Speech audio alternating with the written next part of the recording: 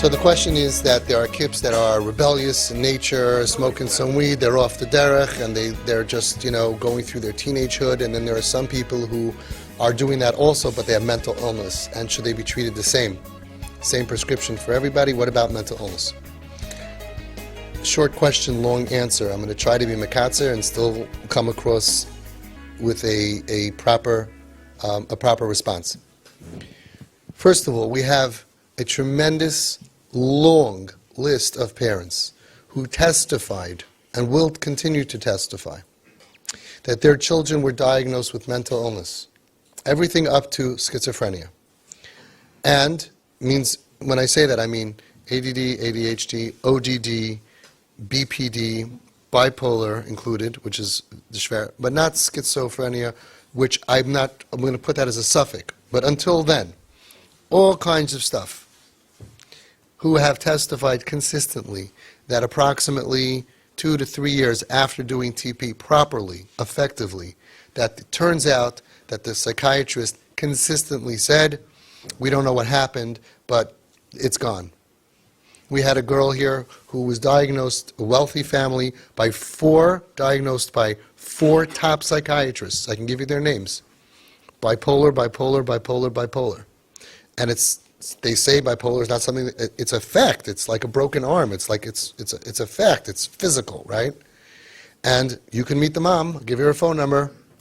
She was at the Shabbaton, and after 2.5 years, we don't know what happened. All the symptoms are gone. No medication. It's now 2 years or 3 years after that story. She's fine. There is no medication for anything. Where did it go? So my first answer to you is that children who are raped and molested and traumatized as children could appear to behave in a way that looks like mental illness. And we've spoken about that today, about the ADD and the ADHD kids, who they're going to look like something. And if it's severe trauma that's inside of them, and then they weren't understood, and then the whole world turned on them and thought that they're bad, lazy, or stupid, and they were misunderstood and mistreated, it can break your brain that it really looks like bipolar.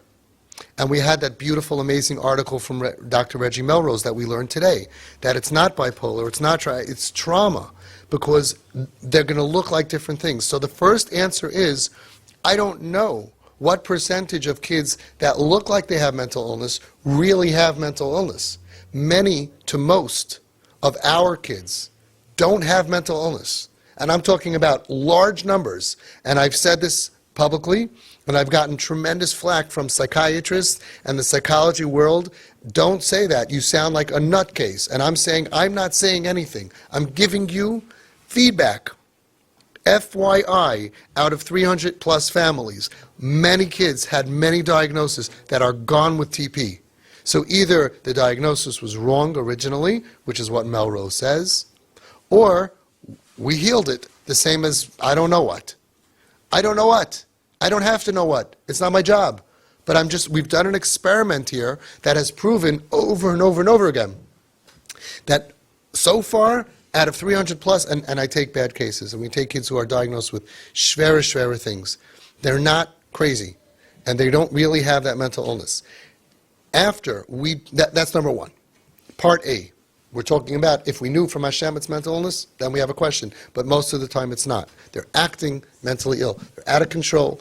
Because their brain is broken from trauma, they will become addicted very easily to crazy stuff, sex addiction and shopping addiction and but that's because their brain is broken and they need it. Like we spoke about addiction today, it's only because of the pain. Take away the pain, the addiction falls away almost on its own, except for heroin in that category, which is much harder. But all the other stuff, even cocaine, even shrooms, I'm doing this a long time, and this is what we're seeing. So that's the first part.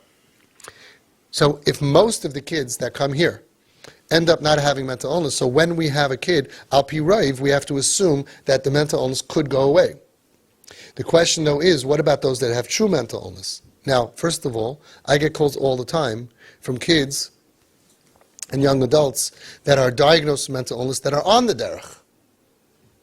No, if we helped mental illness from off the derech, so why can't you help my kid as mental illness is on the derech? Well, why is it bad that they're on the derech? And I don't take those cases. Because I'm not saying that there's no such thing as mental illness. I don't know on the derech people. Maybe that's real mental illness because you don't go off the derech. I do know that from the off the derech population, it's almost always trauma and not mental illness. It looks like it, but it's not. I've done my research, I've done my experiment, but I can't go to every psych ward in the world and say, Higi azman gulaschem, everybody come home, we're going to Cancun and Aruba and Puerto Rico and we're just going to buy you stuff. But I'm not sure that it's not true. I'm not sure that we can't empty out most of the psych wards with TP. I don't know. I just can't. I never did it. But I know the off the derech that I was unfortunately forced to help people with. Unfortunately, you forced yourselves on me because I never advertised, and it just happened. And I know that very humbly, just giving advice to deal with the rebellion, not expecting to change. I've never told anybody, don't go to the psychiatrist. Don't go to the therapist. I never do that. People think I micromanage. Oh, you don't hold of this. You don't hold of everything. I'm just going to build a relationship with mom and dad, and let's see what happens. And on its own, over and over and over again, the behavior they calm down, and then all of a sudden, the crazy behavior stops, and then that's just a fact, number one.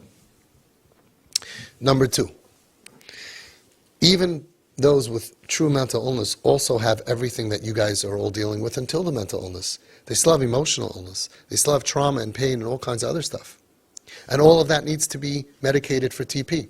So if we do TP on them, then hopefully in 3 years from now, when they feel like I have the greatest mother and the greatest father and they understand me and they're with me, and therefore they don't have all of the suicidal feelings and all of the craziness, and they have a life to fight for, then we'll identify just the mental illness on a pretty stable person, much easier to treat. They'll get the right medication just for that without having to deal with all the other medication for treating other stuff that looks like it's there that it's not. So we're basically clearing away the rubble, getting through the smoke and mirrors, giving a support system to the child, so in 5 years from now they can get the right diagnosis and get the right medication. The only time that this question really is a question is when there's a stira. When there's something that we have to do for mental illness, which is the opposite of what we would do for TP. And in such a case, then we need tremendous yata d'shmaya. We need to look at the odds and we need to make a decision. But most of what we're doing, even if a child has true mental illness, you can buy them gifts. You can say, I love you. You can be there for them. You can take them on vacation. You can make them feel good. And even people with real mental illness especially deserve to be spoiled in luxury and in love and in fun. They have mental illness in their brain. Is that a good enough answer?